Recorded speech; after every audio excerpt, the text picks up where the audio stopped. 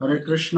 তো আজ আমরা শ্রীমদ্ ভগবত গীতা সপ্তম অধ্যায় বিজ্ঞান যোগের শ্লোক সংখ্যা 9 অধ্যয়ন করব। সকলেই 9 নম্বর শ্লোক দেখুন।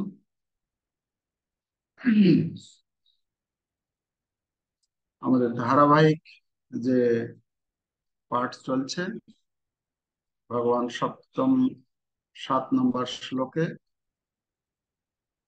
বলেছেন, আমি এই জগতে আমার থেকে কেউ শ্রেষ্ঠ নয়, আমার সমান নেই।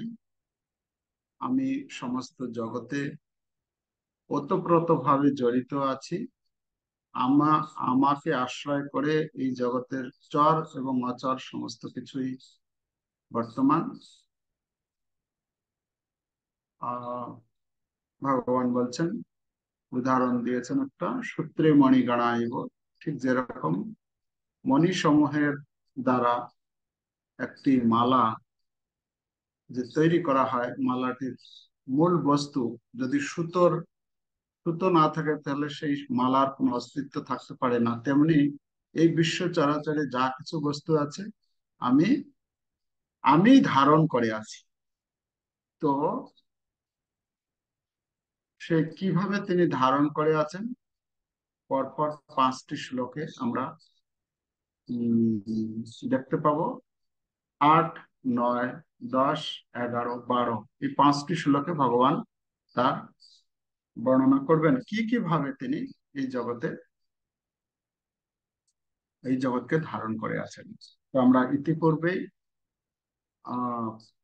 8 নম্বর শ্লোক গতকাল আলোচনা করেছি, যেখানে ভগবান শ্রীকৃষ্ণ বলেছেন, আমি পাঁচটি পাঁচ রূপে তিনি যে কিভাবে এই ধারণ করে আছেন, 8 নম্বর শ্লোকে আমরা পেয়েছি। তো আজকের শ্লোকে তিনি আরো 4টি বিষয় সম্বন্ধে বলবেন। তো 8 নম্বর শ্লোকে যখন ভগবান বলেছেন, আমি জলের 7 রূপে জলের মধ্যে প্রবেশ করে আমি জলকে ধারণ করে থাকি। আমি আকাশ আকাশের মধ্যে প্রবেশ করে কি রূপে প্রবেশ করেন ভগবান? শব্দ রূপে। সে শব্দ রূপে প্রবেশ করে আমি আকাশকে ধারণ করে আছি। তাহলে প্রশ্ন হতে পারে, তাহলে পৃথিবী আর আগুনের মধ্যে আপনি কি করে থাকেন? তো ভগবান 9 নম্বর শ্লোকে আজকে বলছেন যে, আমি পৃথিবীর মধ্যে, অগ্নির মধ্যে, হ্যাঁ, তারপরে পুণ্যগন্ধা পৃথিব্যাম চ তেজশ্চাস্মি বিভাবসৌ জীবনম সর্বভূতেষু তপস্যাস্মি তপস্বিষু। যে আমি কি কি রূপে আছি, 9 নম্বর শ্লোকে বলছেন ভগবান।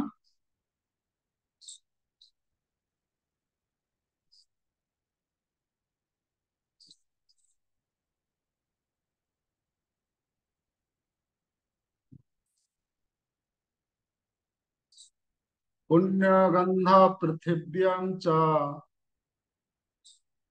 তেজশ্চাস্মি বিভাবসৌ জীবনম সর্বভূতেষু তপস্যাস্মি তপস্বিষু। অনুবাদ: আমি পৃথিবীর পবিত্র গন্ধ, অগ্নির তেজ, সর্বভূতের জীবন এবং তপস্বীদের তপ। তো এখানে 4টা কথা বলেছেন, 4টি কথা। তো আমরা এখানে দেখছি এই শ্লোকে, এই শ্লোকের 4টা যে বিষয় বর্ণনা করা আছে, তার মধ্যে প্রথম হচ্ছে কি, প্রথমটা হচ্ছে আমি পৃথিবীর গন্ধ রূপে, পৃথিবীর মধ্যে প্রবেশ করেছি কি রূপে? গন্ধ রূপে। গন্ধ রূপে প্রবেশ করে আমি এই পৃথিবীকে ধারণ করে আছি। আর অগ্নিতে, অগ্নির তেজ রূপে আমি প্রবেশ করেছি, তেজ রূপে তার মধ্যে প্রবেশ করে আমি অগ্নিকে ধারণ করে আছি। অগ্নিতে যদি তেজ না থাকে আর পৃথিবীতে যদি গন্ধ না থাকে, তাহলে তার অস্তিত্ব থাকতে পারে না।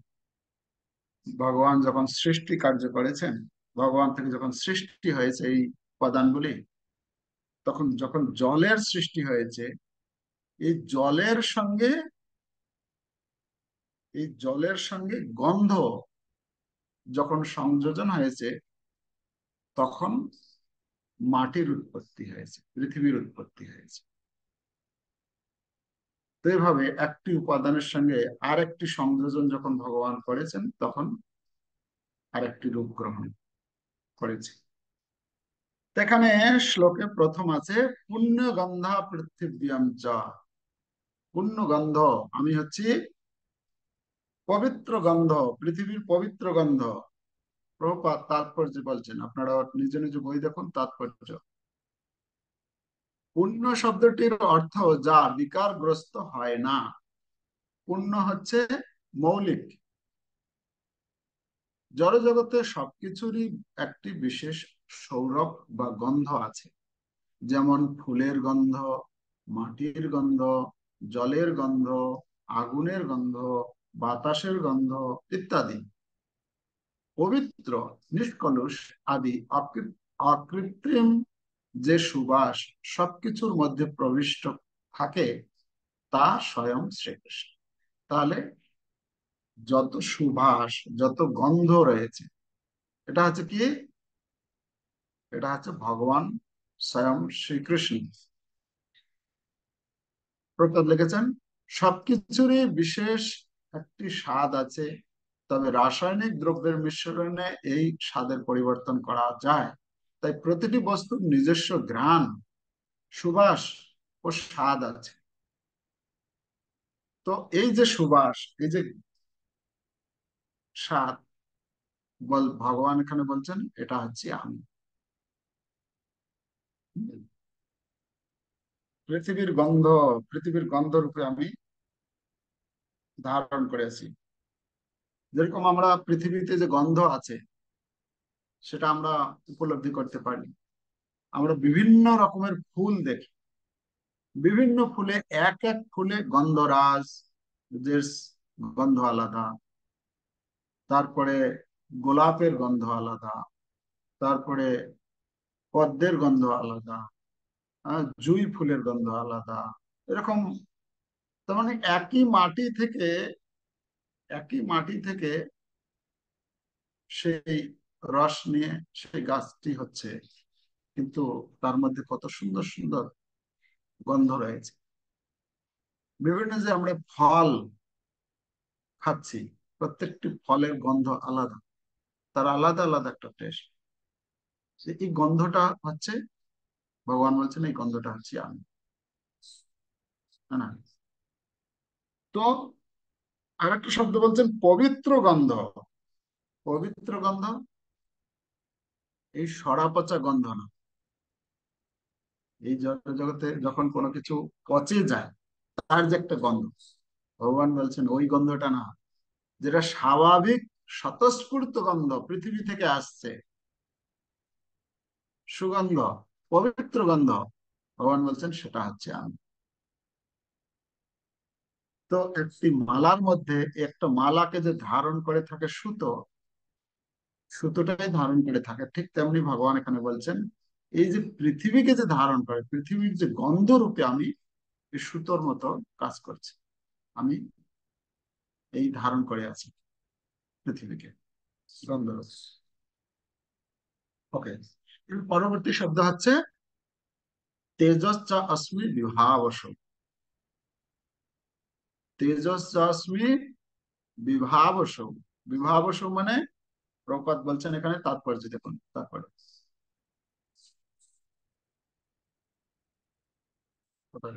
হ্যাঁ, প্রপাত বলছেন যে বিভাবসৌ, বিভাবসু অর্থে অগ্নি, এই অগ্নি ছাড়া কলকারখানা চলে না, রান্না করা যায় না, অর্থাৎ অগ্নি ছাড়া কোনো কাজই করা যায় না। সেই অগ্নি স্বয়ং শ্রীকৃষ্ণ, সেই অগ্নির তাপই শ্রীকৃষ্ণ। আয়ুর্বেদ শাস্ত্রে বলা হয় যে আমাদের উদরস্থ নিম্ন তাপের ফলে অজীর্ণতা হয়। সুতরাং এমনকি খাদ্য হজম করবার জন্য আমাদের আগুনের প্রয়োজন। তাহলে এখানে তেজশ্চ অস্মি বিভাবসু, বিভাবসু মানে হচ্ছে অগ্নি। আর অগ্নির বিভাবসু, বিভাবসুর যে তেজ, ভগবান বলছেন সেটা হচ্ছে আমি।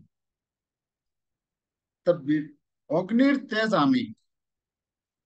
ভগবান বলছেন এই অগ্নিকে, অগ্নিতে যদি তেজ না থাকে তাহলে সেই অগ্নির কোনো মূল্য থাকে না।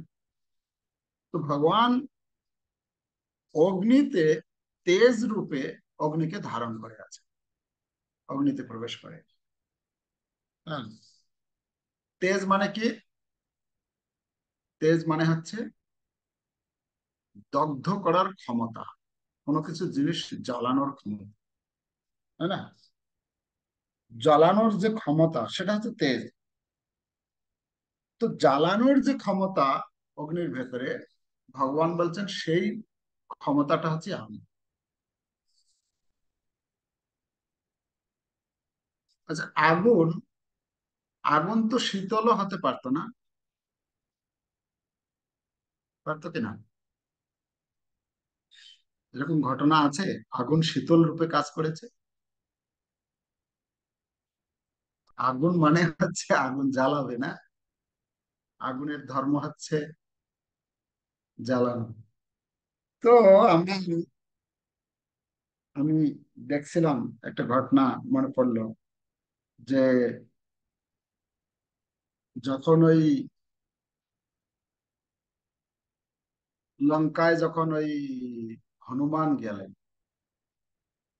হনুমান যখন গেল, তো হনুমানকে শাস্তি দেওয়ার জন্য রাবণ কি করলো, কেন হনুমান ইতিমধ্যেই রাবণের বড় বড় কয়েকজন বীরকে মেরে দিয়েছে।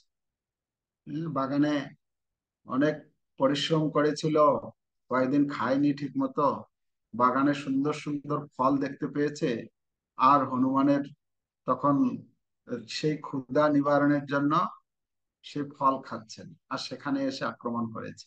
এই আমাদের বাগানে ফল খাচ্ছে কি, এরকম একটা প্রাণী এসেছে। তাকে অনেক কিছু করে ধরে বেঁধে, হ্যাঁ, তাকে তাকে ধরতে গিয়ে কত শত শত রাবণের সৈন্যদের মৃত্যু হয়েছে। যাই হোক, হনুমান তখন চিন্তা করলেন, ঠিক আছে, একটু রাজভবনটা দেখে আসা যাক। এমনি যদি যেতে চাই তাহলে তো যেতে দেবে না। তো যদি আমি, এরা যদি বন্দি করতে পারে আমাকে, তাহলে আমাকে ওরা, আমাকে যেতে হবে না, ওরা নিজেরাই আমাকে নিয়ে যাবে, মাথায় করে নিয়ে যাবে। ঠিক আছে, হনুমান তখন নিজেকে একটু ওদের কাছে বন্দি স্বীকার করলেন, আর সবাই মিলে সেই রাজপ্রাসাদে প্রবেশ করলো, একদম যেখানে রাবণ ছিল ছিল সেখানে একদম প্রবেশ করেছে। তার সামনে গিয়ে দিয়েছে, মহারাজ, এই বান্দর কি করে দিয়েছে, আমাদের সমস্ত তছনছ করে দিয়েছে, আমাদের এই অমুক বীরকে মেরেছে, অমুক বীরকে মেরেছে, একদম সব শেষ করে দিয়েছে। আচ্ছা, এত বড় শক্তি! তো কি করবে একটা পশুকে, একটা জানোয়ার মানে একটা বানরকে, আর কি তাকে সাজা দেওয়া যেতে পারে? তখন ভগবানেরই প্ল্যানে, ভগবানেরই ইচ্ছাতে বলে, ঠিক আছে, একে একটা শাস্তি দেওয়া হবে। কি শাস্তি দেওয়া হবে? না, এই বানরের, হনুমানের, এর যে লেজ আছে, পুঁছ, এই লেজের প্রতি এর খুব আকর্ষণ। ওই লেজটাকে বারবার দেখে, লেজটাকে মানে ওর লেজটা খুব ওর ভালো লাগে। তা কাজ করা হোক, ওই লেজের মধ্যে আগুন লাগিয়ে দেওয়া হোক। তা আগুন কিভাবে লাগাবে, কাপড় টাপড় জড়িয়ে যাই হোক ইত্যাদি করে লাগালো। হনুমান বাড়াতে থাকলো, বাড়াতে থাকলো, আর কাপড় আনতে থাকে, আর হ্যাঁ, সে কাপড় বাঁধতে থাকে। তারপরে আরো হয়তো কিছু দিয়েছে কিনা, কিছু হয়েছে। তারপরে আগুন জ্বালিয়ে দিয়েছে, আর আগুন যখন জ্বালিয়ে দিয়েছে তখন দাউ দাউ করে জ্বলতে শুরু করে দিয়েছে, দাউ দাউ করে জ্বলতে শুরু করে দিয়েছে। কিন্তু ব্যাপারটা হচ্ছে, ওই আমরা দেখি ওই আগুন দিয়ে হনুমান পুরো লঙ্কাকে দগ্ধীভূত করলো, ছারখার করে দিল। কিন্তু হনুমান তার লেজের মধ্যে একটা একটা কি বলে, তার লেজের যে, তার যে শরীরের যে লোম গুলো আছে, একটা লোমও পড়েনি। তার মানে সেখানে আগুনটা কি রূপে কাজ করেছে? হনুমান চিন্তা করছে যে আমার লেজে, আমার লেজটাকে কি করা হয়েছে, অনেকগুলো বরফ দিয়ে ঢেকে রাখা হয়েছে। তাহলে ভগবানের ইচ্ছাতে সেই আগুন, তার যে তেজ, সেই তেজ আর ওখানে কাজ করলো না। সেখানে কি রূপে কাজ করলো? শীতল। হুম? এই ঘটনাটি বাল্মীকি রামায়ণে, আপনারা বাল্মীকি রামায়ণের সুন্দরকাণ্ডের 53 অধ্যায়ের 33 থেকে 37 নম্বর শ্লোকে এই বর্ণনা রয়েছে, আপনারা পড়ে নিতে পারেন। তো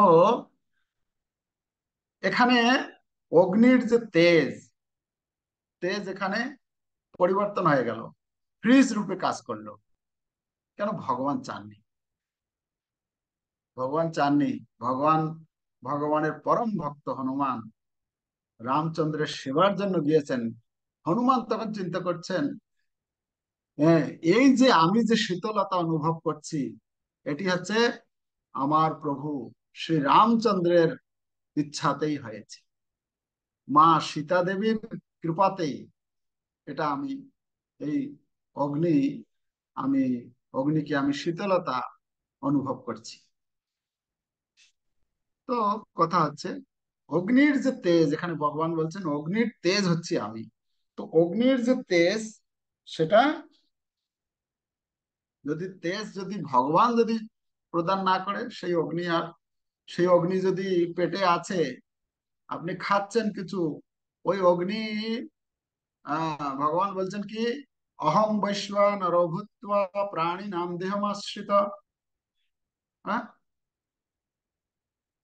আমি কি করেছি, উদরে, বাইরে তো অগ্নিরূপে আছেনই, ভগবান বলছেন আমি অহং বৈশ্বানর ভূত্বা, এই ভূতটা মানে ভূত মানে এই প্রাণীদের শরীরের মধ্যে জঠর অগ্নি রূপে আমি সেখানে, বৈশ্বানর অগ্নি রূপে সেখানে থাকি। সেখানে থেকে যারা, তারা যে খায়, পচামি অন্নং চতুর্বিধম, এই 4 প্রকার যে খাদ্য তারা খাচ্ছে, সেটা আমি পাচন ক্রিয়া করে থাকি। ভগবান যদি আগুনটা যদি, তেজটা যদি কমিয়ে দেয়, মানে ভগবান যদি না থাকে, তাহলে আর, প্রপাত এখানে বলছেন যে জঠরাগ্নি রূপে কাজ। তো এখানে আমরা দেখতে পাচ্ছি ভগবান অগ্নিতে কি রূপে কাজ করছেন? তেজ রূপ। তেজ যদি না থাকে, তাহলে আগুনের কোনো শক্তি নেই কোনো কিছুকে দহন করার। দহন করার শক্তি, দাহিকা শক্তিটা ভগবান বলছেন সেটি হচ্ছে আমি। তো ভগবান সূত্রে মণিগণাইব, সুতোর, সুতো যেভাবে মালাকে ধারণ করে থাকে, সেই অগ্নিকেও এখানে তেজ রূপে তিনি ধারণ করে আছেন। আচ্ছা, পরবর্তী শব্দ দিয়েছেন কি, জীবনম সর্বভূতেষু। জীবনম সর্বভূতেষু মানে সমস্ত জীবের জীবন। জীবন মানে কি? জীবন মানে হচ্ছে একটা একটা একটা জীবের জীবন মানে কি বলা হয়? কত জীবন? জীবন মানে হচ্ছে আয়ু। আচ্ছা, জীবনটা কিভাবে বেঁচে থাকে? কাকে কেন্দ্র করে? শ্বাস প্রশ্বাস, না? যদি শ্বাস না চলে, তার মানে জীবন শেষ, তাই না? তো ভগবান যেখানে বলছেন জীবনম সর্বভূতেষু, মানে সমস্ত ভূতের, সমস্ত প্রাণীদের জীবন হচ্ছে আমি, মানে শ্বাস রূপে তিনি ক্রিয়া করছেন, তাই না?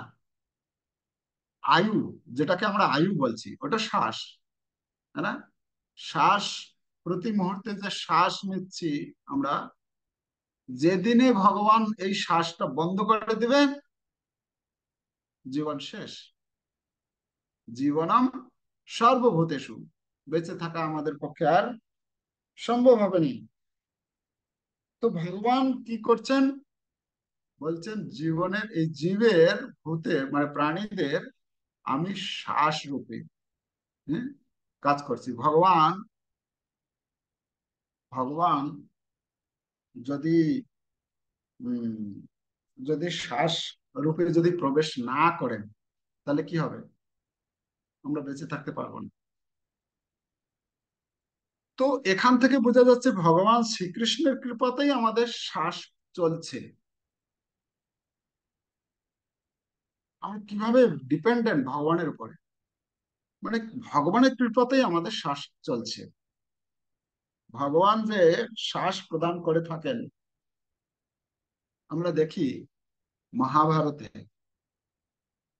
মহাভারতে কুরুক্ষেত্রের যুদ্ধক্ষেত্রে পিতামহ ভীষ্মদেব, তিনি সেই অর্জুনের বাণে ক্ষতবিক্ষত, মানে ক্ষতবিক্ষত কি বলা হচ্ছে, সরসজ্জায় তিনি শায়িত ছিলেন, মানে মাটিতে ছিলেন না, ছিলেন কোথায়? ওই তীরের উপরে, মানে সমস্ত তীর দিয়ে তার শরীরটি, এরকম কোনো জায়গা ছিল না যে তীর যায়নি। আর যখন তীর দিয়ে তার সমস্ত শরীর জর্জরিত, রক্ত ধারা বয়ে গেছে, কিন্তু তারপরেও ভীষ্মদেব, পিতামহ ভীষ্মদেব, তিনি কুরুক্ষেত্রের সেই যুদ্ধক্ষেত্রের ময়দানে 58 দিন, 58 ডেজ তিনি সেখানে জীবিত ছিলেন। কি ভেবেছিলেন? কেন? এখানে যে ভগবান বলছেন জীবনম সর্বভূতেষু, জীবনটা তো হচ্ছে ভগবান। ভগবান যখনই শ্বাস রুদ্ধ করেন, মানে ভগবান তার শ্বাসকে রুদ্ধ করেন। তো শ্বাস, ভীষ্মদেবের সরসজ্জায় তিনি যে অবস্থান করছিলেন, তিনি এতদিন বেঁচে ছিলেন, এটার অর্থ হচ্ছে ভগবান সেই শ্বাস রূপে ভীষ্মদেবের ভেতরে প্রবেশ করে তাকে ধারণ করেছিলেন, ভীষ্মদেবকে ধারণ করেছিলেন। এরকম আরো অনেক অন্যান্য অনেক ঘটনা আছে, যেরকম ওই অঘাসুর বধের সময় ভগবান তার উপসখাদেরকে নিয়ে, সেই যখন আমি সেদিন বলছিলাম যে কিভাবে অঘাসুর ব্রহ্মা বিমোহন লীলার পূর্বে অঘাসুর কিভাবে তার গোপসখাদেরকে সবাইকে একদম তার ভেতরে ভেতরে করে নিয়েছেন, আর তারা সবাই অচেতন হয়ে পড়লো, মৃত্যু প্রায়। কিন্তু ভগবান চাইলেন যে না, আমার গোপসখাদেরকে বাঁচাতে হবে। তিনি কি করলেন? সমস্ত গোপসখাদেরকে তার দৃষ্টি শক্তির মাধ্যমে জীবিত করে ফেললেন। তো ভগবান জীবন যদি দিতে চায়, তাহলে যে কোনো পরিস্থিতি হোক না কেন আমরা বেঁচে থাকতে পারবো। কিন্তু যদি ভগবান যদি না চায়, তাহলে আমরা শত চেষ্টা করেও 1 সেকেন্ড অতিরিক্ত সময় আমরা বেঁচে থাকতে পারবো। তো মানে সম্পূর্ণ নির্ভর করছে ভগবানের। ভগবান বলছেন জীবনম সর্বভূতেষু, সমস্ত ভূতের জীবন হচ্ছে আমি। ওকে, ঠিক আছে। আর অন্তিম শব্দ দিয়েছে এখানে, তপ আহ তপচ, তপচ অস্মি তপস্বিষু, তপস্য অস্মি তপস্বিষু। তপস্বীদের তপ হচ্ছে আমি। তপস্বীদের তপ মানে, তপ মানে হচ্ছে এই যে, তপস্যা শব্দের অর্থ এই প্রপাত এই জায়গায় বলছেন তপস্যা মানে হচ্ছে এই যে শীত গ্রীষ্ম, এই যে তাপ উষ্ণ, যে সহ্য করা যে ক্ষমতা, আমরা যে কোনো তপস্যা করি না কেন তার একটু সহ্য ক্ষমতার দরকার, তবে আমরা সেটা করতে পারবো। ভগবান বলছেন সেই সহ্য করার ক্ষমতাটা হচ্ছে আমি। যদি ভগবান যদি সেই সহ্য ক্ষমতাটা না দেয় তাহলে আমরা সেটা করতে পারবো না। তো তপস্যাস্মি তপস্যাসু, তপস্বীদের তপ, তিনি মুনি ঋষিরা যে তপস্যা করে, সেই তপস্যা যে করে ভগবানই তাদের মধ্যে সেই ক্ষমতাটা বৃদ্ধি করে দেন সহ্য করা, তবে তারা তপস্যা করতে পারে। মানে ভগবানের কৃপা ব্যতীত কেউ তপস্যা করতে পারবে না।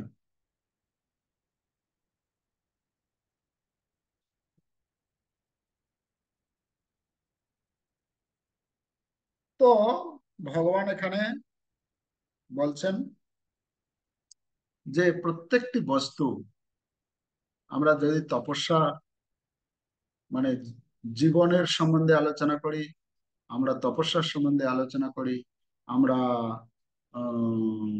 অগ্নির তেজ আলোচনা করি, আমরা পৃথিবীর গন্ধ আলোচনা করি, তো ভগবান বলছেন আমি প্রবেশ করে সেই বস্তুটাকে সেইভাবে ধারণ করে থাকি, তবে তার অস্তিত্ব থাকে। যেমন একটি মালাতে সুতো যদি না থাকে সেই মণিগুলো, মালার কোনো অস্তিত্ব থাকতে পারে না, তেমনি আমি যতক্ষণ পর্যন্ত সেই বস্তুকে ধারণ না করছি সেখানে প্রবেশ করে, ততক্ষণ পর্যন্ত সব এলোমেলো হয়ে যাবে, তাদের কোনো অস্তিত্ব থাকবে না।